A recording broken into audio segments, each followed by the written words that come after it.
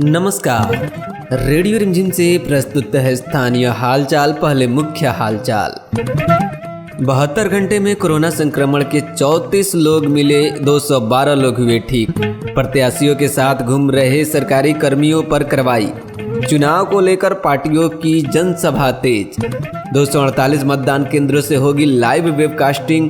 और जिले में 500 हेक्टेयर में चने की खेती कराने का लक्ष्य निर्धारित। स्थानीय हालचाल के इस अंक के साथ मैं राजेश कुमार चौरसिया। अब हालचाल विस्तार से। गोपालगंज जिले में कोरोना संक्रमण के आंकड़ों में उतार चढ़ाव का सिलसिला लगातार जारी है। 24 अक्टूबर को एक साथ 149 लोगों के संक्रमित मिलने के बाद पिछले 72 घंटे में संक्रमण के ग्राफ में काफी कमी आई है। इस अवधि में पूरे जिले में मात्र 34 लोग कोरोना से संक्रमित मिले।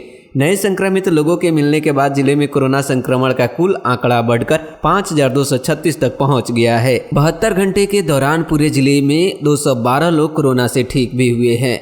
संक्रमण से मुक्त होने वाले लोगों की संख्या अधिक होने के कारण कोरोना के एक्टिव केस की संख्या जिले में घटकर 320 हो गई है। स्वास्थ्य विभाग ने ठंड के मौसम के आगमन को देखते हुए इस अवधि में अतिरिक्त सतर्कता बरतने तथा मास्क व शारीरिक दूरी के नियमों को कड़ाई से लागू करने की अपील की है। सिविल सर्जन ने बताया कि कोरोना से बचाव के लिए मास्क व शारीरिक दूरी का अनुपालन अनिवार्य है। इस निर्देश की अवहेलना करने की स्थिति में संक्रमण का दायरा और बढ़ सकता है।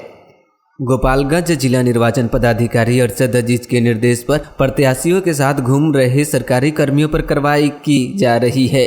जानकारी है कि प्रत्याशियों के साथ 27 कर्मी घूमते देखे गए हैं, जिसकी वीडियो और तस्वीर मंगाकर विभागीय कार्रवाई हो रही है। वहीं सरकारी कर्मी होने के बावजूद पत्नी का चुनाव प्रचार करने के आरोप में महिला प्रत्याशी का शिक्षक पति को तत्काल प्रभाव से जिला निर्वाचन पदाधिकारी के आदेश पर डीईओ ने कार्रवाई कर निलंबित कर दिया है।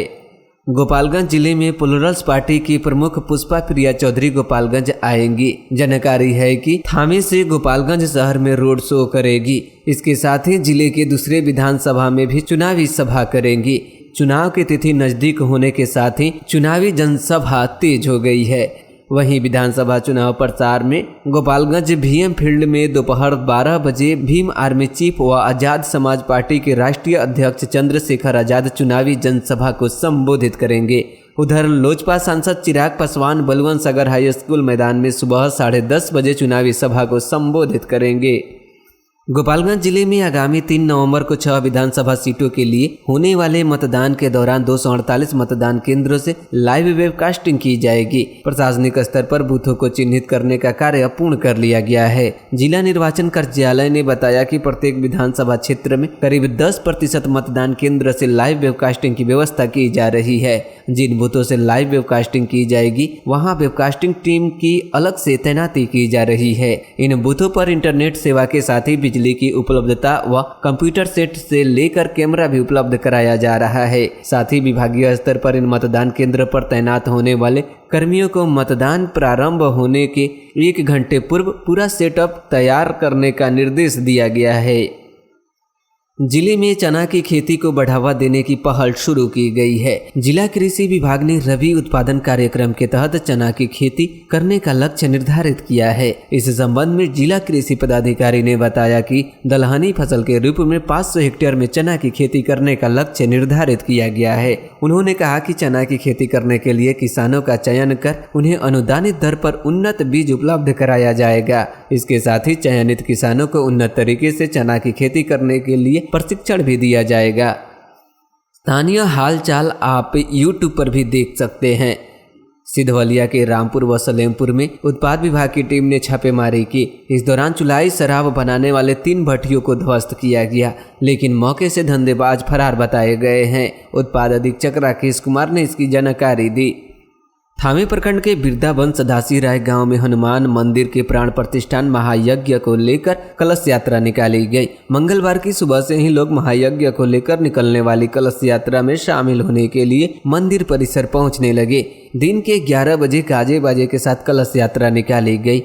बिहार में पहले चरण के लिए 28 अक्टूबर को मतदान होने जा रहा है। इस बीच सभी राजनीतिक दलों ने एक दूसरे के खिलाफ आरोप लगाना तेज कर दी है। केंद्रीय मंत्री और भाजपा की स्टार प्रचारक स्मृति ईरानी ने गोपालगंज में आयोजित एक चुनावी सभा में आरजेडी सुप्रीमो पर हमला बोलते हुए कहा कि वे 15 साल याद करना चाहिए जब किसी एजेंसी का शीशा तोड़कर गाड़ी लूट ली जाती थी। आगे स्मृति ईरानी ने कहा कि जिसने जीवन भर नौकरी नहीं की वह 10 लाख नौकरियां कहां से दिलाएगा। केंद्रीय मंत्री ने अपनी सरकार की उपलब्धियों को गिनाते हुए महागठबंधन व कांग्रेस पर जमकर प्रहार किया। माझागढ़ में सिने अभिनेता सांसद रवि किशन ने कहा कि जहां सुशासन होगी वहीं विकास होगा। सांसद रवि किशन मंगलवार को माझागढ़ के खेल मैदान में चुनावी सभा को संबोधित कर रहे थे।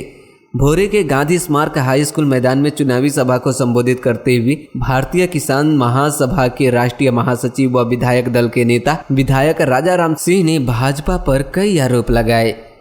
गोपालगंज जिले के मतदान कर्मियों के प्रशिक्षण कार्यक्रम के दूसरे चरण में बगैर सूचना के अनुपस्थित मिले 310 कर्मियों से प्रशिक्षण को संघ के नोडल पदाधिकारी ने जवाब तलब किया। कर्मियों का जवाब अगर संतोषजनक नहीं होने पर उनके विरुद्ध प्राथमिकी दर्ज की जाएगी। प्रशिक्षण को संघ नोडल पदाधिकारी ने इस बात की जानकारी देते हुए बताया कि बगैर सूचना के गायब मिले कर्मियों को बख्शा नहीं जाएगा। जिला पदाधिकारी अरशद अजीज ने जानकारी दिया है कि चुनाव ट्रेनिंग में गायब रहने वाले कर्मियों पर कार्रवाई होगी। उन्होंने कहा कि ट्रेनिंग के दौरान गायब रहने पर एफआईआर दर्ज कर विभागीय कार्रवाई की जाएगी।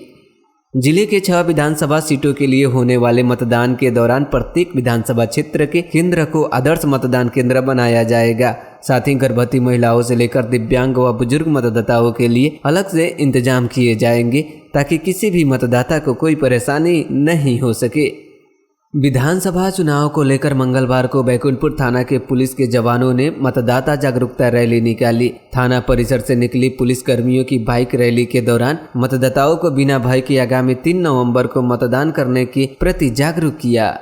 विधानसभा चुनाव को लेकर जिले के सभी 6 विधानसभा क्षेत्र में गठित की गई 3-3 फ्लाइंग स्क्वाड टीम चुनाव की तारीख नजदीक आने के साथ ही जिले से होकर गुजरने वाले वाहनों पर व शहर के विभिन्न जगहों पर जांच अभियान चलाया। गोपालगंज जिला प्रशासन ने मतदान के दौरान शांति व्यवस्था बनाए रखने को लेकर अपनी सक्रियता बढ़ा दी है। इस बीच सदर एसडीपीओ के नेतृत्व में नगर थाना परिसर से पुलिस के जवानों ने बाइक से फ्लैग मार्च निकाला। फ्लैग मार्च शहर के विभिन्न चौक चौराहों से होते हुए माझागढ़ व थामे प्रखंड के विभिन्न गांवों से होकर गुजारा गया।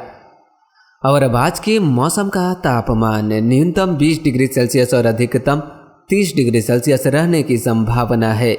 अंत में मुख्य हालचाल एक बार फिर। 72 घंटे में कोरोना संक्रमण के 34 लोग मिले, 212 लोग हुए ठीक।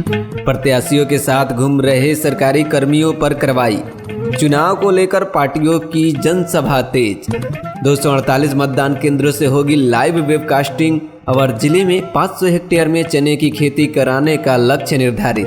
इसके साथ ही रेडियो रिमझिम से प्रसारित स्थानीय हालचाल का यह अंक समाप्त हुआ। नमस्कार। कोरोना संक्रमण को लेकर सोशल डिस्टेंसिंग का पालन कीजिए, मास्क लगाइए, घर में रहिए, सुरक्षित रहिए। सुनते रहिए रेडियो रिमझिम 90.4।